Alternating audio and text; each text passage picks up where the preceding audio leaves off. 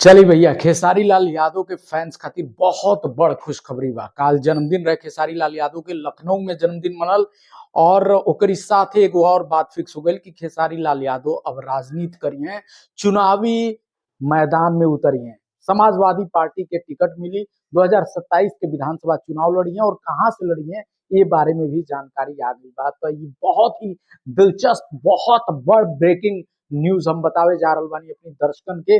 भोजपुरी वाला भैया देखे वाला सारा दर्शकन के प्रणाम बाटे भोजपुरी वाला भैया के। और हम बता दी कि खेसारी लाल यादव जौन तरीके से कल लखनऊ में अपन जन्मदिन मनौने हैं, वो समाजवादी पार्टी के मुखिया अखिलेश यादव की मौजूदगी में वही समय से चर्चा तेज हो गई है कि निश्चित रूप से ये जन्मदिन के पीछे कुछ न कुछ राजनीति जरूर बा। और अब बात सामने आ रहा बा कि जौने तरह से रवि किशन, निरहुआ, मनोज तिवारी, मतलब हर एक भोजपुरी सुपरस्टार राजनीति खेल रहा बाने, वही तरह से अब खेसारी लाल यादव भी राजनीति खेली है।